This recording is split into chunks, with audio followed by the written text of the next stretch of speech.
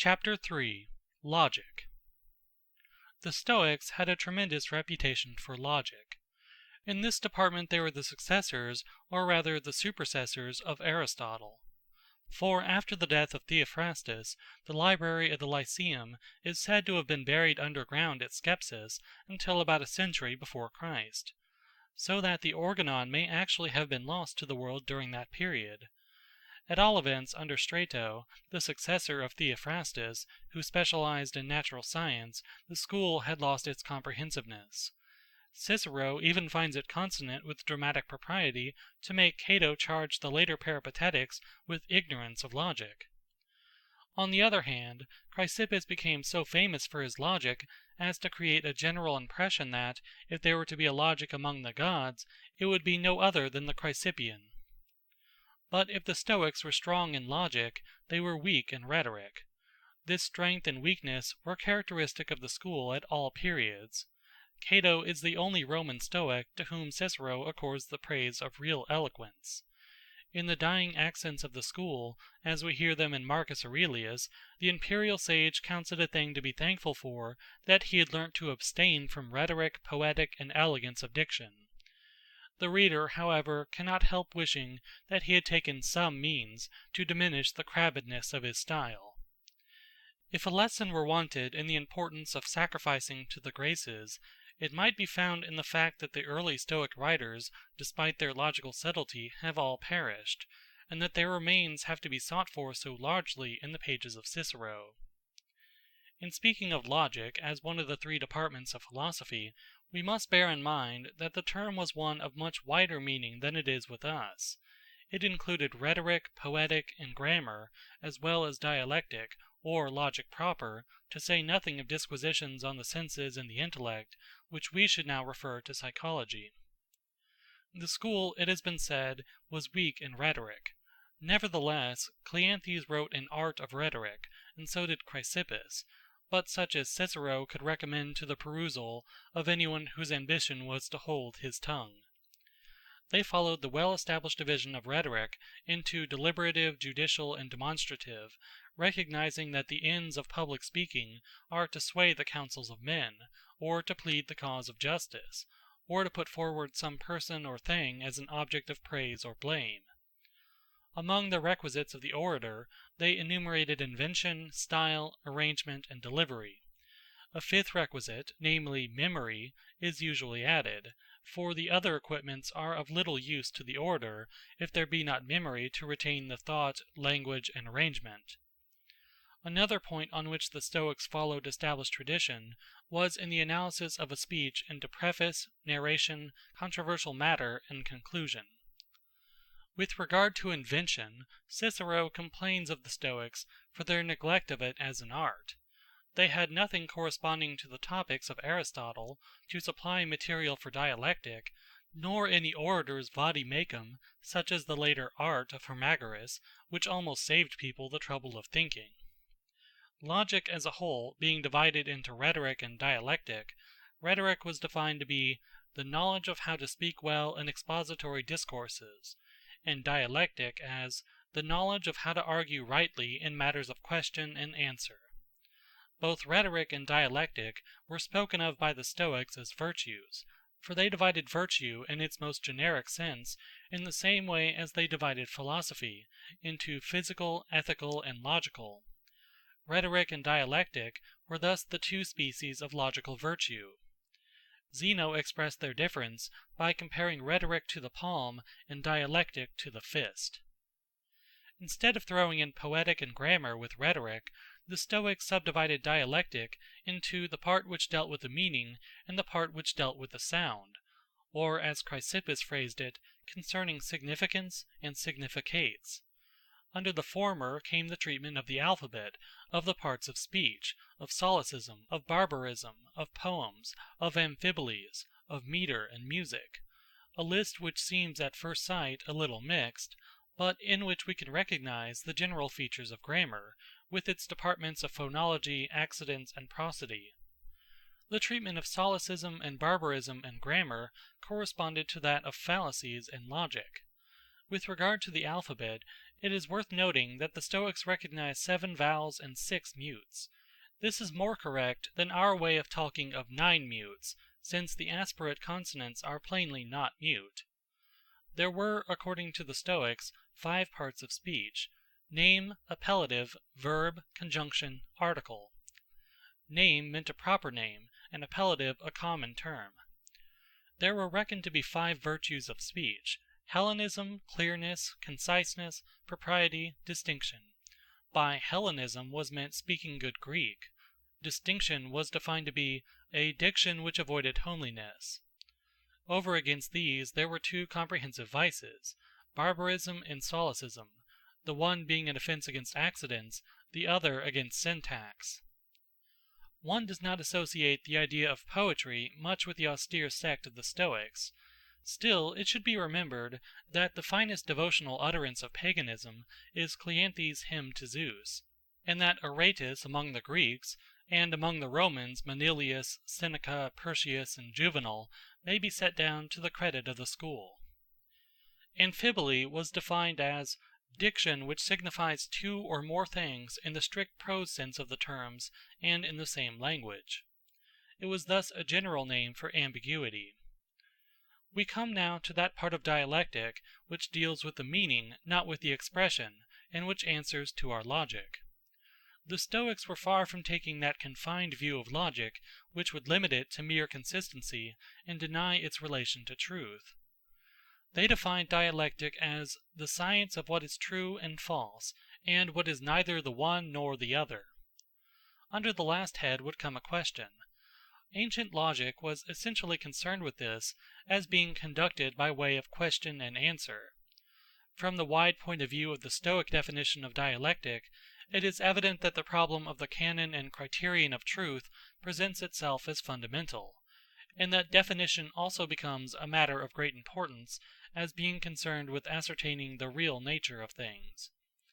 It was by the criterion that the different reports of the senses had to be corrected, and if definitions were not founded on true ideas, our grasp of reality would be enfeebled from the first. With the Stoics, then, as with ourselves, the difficulties of logic came at the beginning. They boldly plunged into the subject with the disquisition on sense impressions, feeling that, if truth were to be made good, it must be by reliance on the validity of the senses. After that, the topics come much in our order. The treatment of sensation leads up to that of notions, which are our concepts or terms. Then we have a disquisition on propositions, their parts and varieties, very much disguised by strange phraseology. Then come moods and syllogisms, and last of all fallacies. The famous comparison of the infant mind to a blank sheet of paper, which we connect so closely with the name of Locke, really comes from the Stoics. The earliest characters inscribed upon it were the impressions of sense, which the Greeks called fantasies. A fantasy was defined by Zeno as an impression in the soul. Cleanthes was content to take this definition in its literal sense, and believed that the soul was impressed by external objects as wax by a signet ring. Chrysippus, however, found a difficulty here, and preferred to interpret the master's saying to mean an alteration or change in the soul. He figured to himself the soul as receiving a modification from every external object which acts upon it, just as the air receives countless strokes when many people are speaking at once.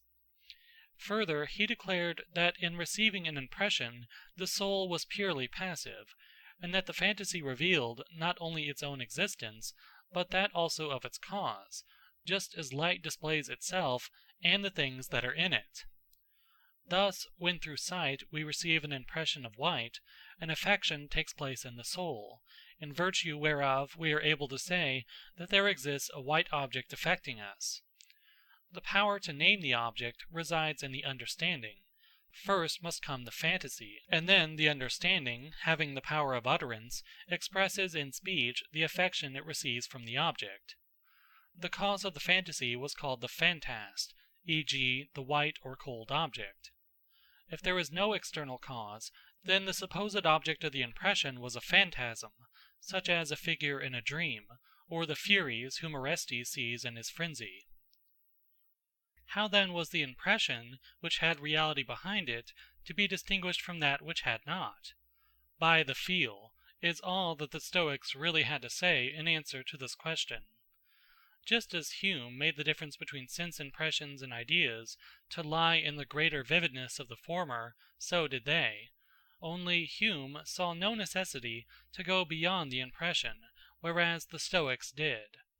Certain impressions, they maintained, carried with them an irresistible conviction of their own reality, and this not merely in the sense that they existed, but also that they were referable to an external cause. These were called gripping fantasies. Such a fantasy did not need proof of its own existence, or of that of its object. It possessed self-evidence. Its occurrence was attended with yielding and assent on the part of the soul. For it is as natural for the soul to assent to the self-evident, as it is for it to pursue its proper good. The assent to a gripping fantasy was called comprehension, as indicating the firm hold that the soul thus took of reality. A gripping fantasy was defined as one which was stamped and impressed from an existing object in virtue of that object itself in such a way as it could not be from a non-existent object. The clause "in virtue of that object itself" was put into the definition to provide against such a case as that of the mad Orestes, who takes his sister to be a fury. There the impression was derived from an existing object, but not from that object as such, but as coloured by the imagination of the percipient. The criterion of truth, then, was no other than the gripping fantasy. Such at least was the doctrine of the earlier Stoics, but the later added a saving clause when there is no impediment. For they were pressed by their opponents with such imaginary cases as that of Admetus seeing his wife before him in very deed, and yet not believing it to be her. But here there was an impediment. Admetus did not believe that the dead could rise. Again, Menelaus did not believe in the real Helen when he found her on the island of Pharos.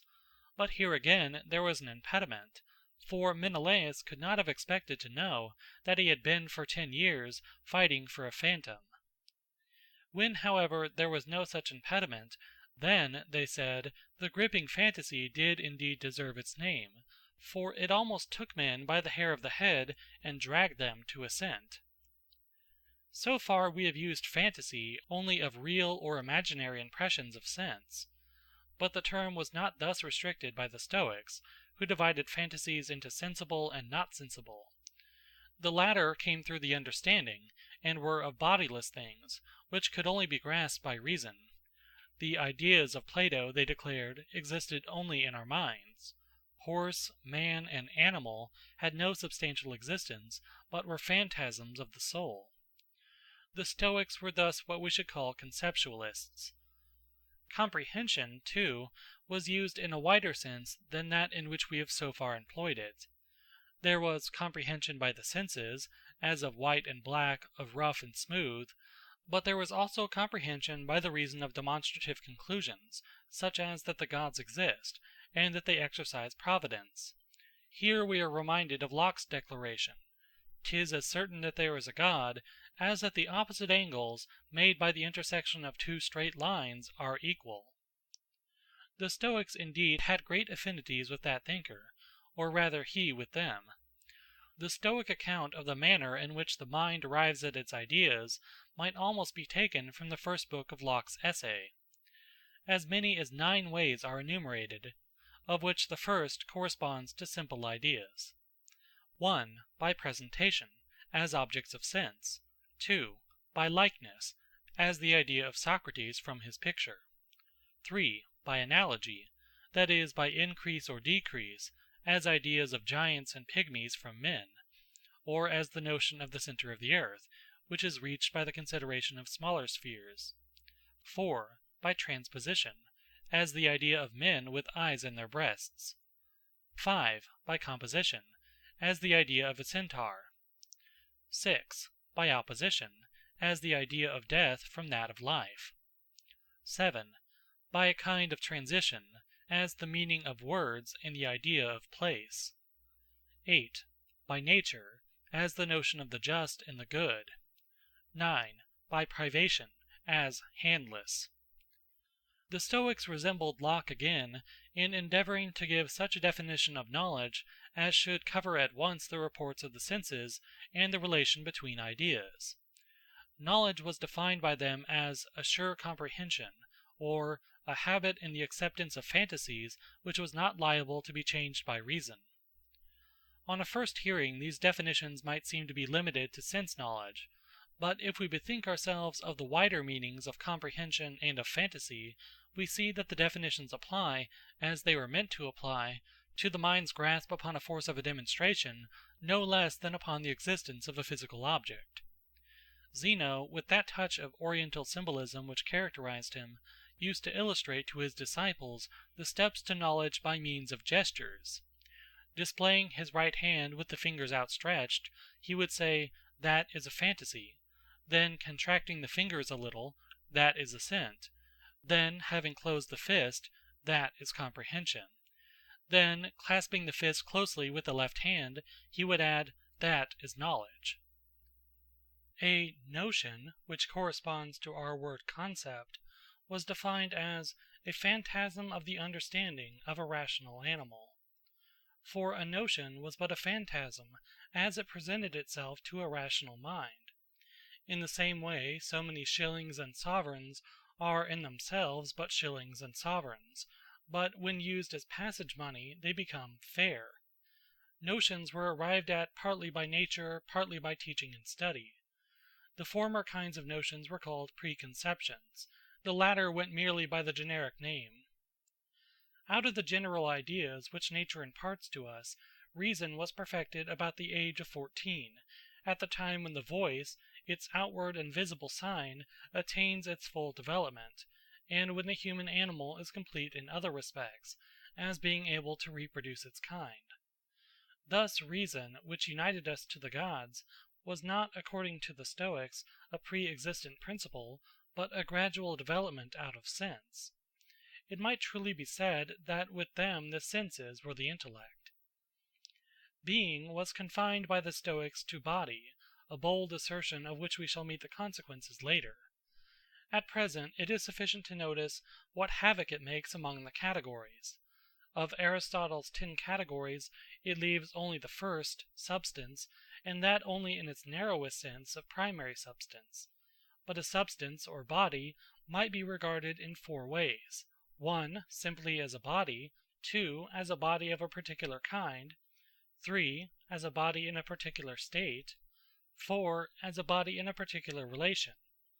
Hence result the 4 Stoic categories of substrates, suchlike, so disposed, so related. But the bodiless would not be thus conjured out of existence. For what was to be made of such things as the meaning of words, time, place, and the infinite void? Even the Stoics did not assign body to these, and yet they had to be recognized and spoken of. The difficulty was got over by the invention of the higher category of somewhat, which should include both body and the bodiless. Time was a somewhat, and so was space, though neither of them possessed being. In the Stoic treatment of the proposition, grammar was very much mixed up with logic. They had a wide name which applied to any part of diction, whether a word or words, a sentence, or even a syllogism. This we shall render by dict. A dict, then, was defined as that which subsists in correspondence with a rational fantasy. A dict was one of the things which the Stoics admitted to be devoid of body. There were 3 things involved when anything was said: the sound, the sense, and the external object. Of these the first and the last were bodies, but the intermediate one was not a body. This we may illustrate, after Seneca, as follows. You see Cato walking. What your eyes see and your mind attends to is a body in motion. Then you say, Cato is walking. The mere sound, indeed, of these words is air in motion, and therefore a body, but the meaning of them is not a body, but an announcement about a body, which is quite a different thing. On examining such details as are left us of the Stoic logic, the first thing which strikes one is its extreme complexity as compared with the Aristotelian. It was a scholastic age, and the Stoics refined and distinguished to their heart's content. As regards immediate inference, a subject which has been run into subtleties among ourselves, Chrysippus estimated that the changes which could be rung on 10 propositions exceeded 1,000,000. But for this assertion he was taken to task by Hipparchus, the mathematician, who proved that the affirmative proposition yielded exactly 103,049 forms, and the negative 310,952. With us, the affirmative proposition is more prolific in consequences than the negative.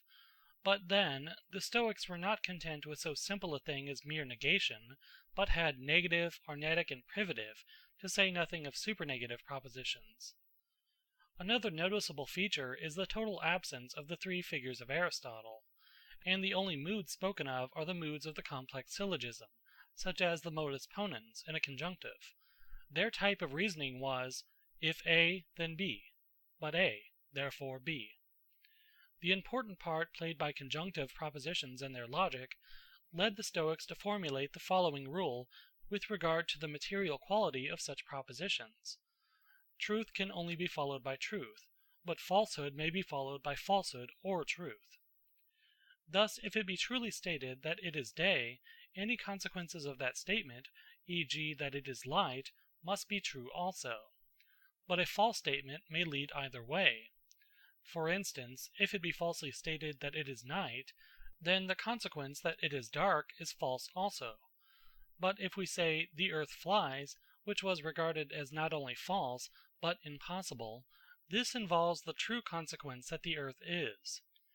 Though the simple syllogism is not alluded to in the sketch which Diogenes Laertius gives of the Stoic logic, it is of frequent occurrence in the accounts left us of their arguments.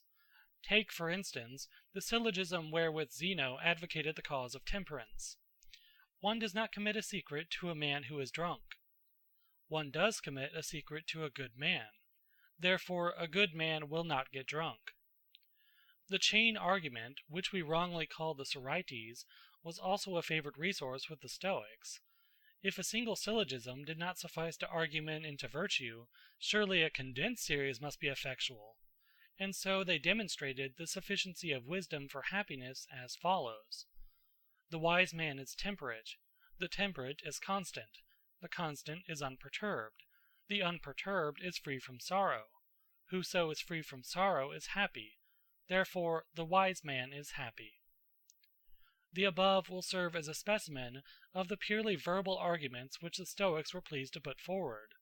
Cicero is fond of comparing their method to thorns and pinpricks, which irritate the exterior without having any vital effect. If logic was their strength, it was also their weakness, for, notwithstanding their conviction that logic was concerned with the actual truth of things, we find them so reveling in the pure forms of reasoning as to be content to play the game even with counters instead of coin. The delight which the early Stoics took in this pure play of the intellect led them to pounce with avidity upon the abundant stock of fallacies current among the Greeks of their time. These seem, most of them, to have been invented by the Megarians, and especially by Eubulides of Miletus, a disciple of Euclides, but they became associated with the Stoics both by friends and foes, who either praised their subtlety or deride their solemnity in dealing with them. Chrysippus himself was not above propounding such sophisms as the following. Whoever divulges the mysteries to the uninitiated commits impiety. The Hierophant divulges the mysteries to the uninitiated. Therefore the Hierophant commits impiety. Anything you say passes through your mouth. You say, a wagon. Therefore a wagon passes through your mouth. He is said to have written 11 books on the no one fallacy. But what seems to have exercised most of his ingenuity was the famous liar, the invention of which is ascribed to Eubulides. This fallacy, in its simplest form, is as follows. If you say truly that you are telling a lie, are you lying or telling the truth? Chrysippus set this down as inexplicable. Nevertheless, he was far from declining to discuss it. For we find in the list of his works a treatise on the 5 books of the Inexplicables, an introduction to the lyre and lyres for introduction, 6 books on the lyre itself, a work directed against those who thought that such propositions were both false and true, another against those who professed to solve the lyre by a process of division, 3 books on the solution of the lyre, and finally a polemic against those who asserted that the lyre had its premises false. It was well for poor Philetus of Cos that he ended his days before Chrysippus was born, though as it was he grew thin and died of the lyre, and his epitaph served as a solemn reminder to poets not to meddle with logic. Philetus of Cos am I, 'twas the lyre who made me die, and the bad nights caused thereby. Perhaps we owe him an apology for the translation. End of chapter 3.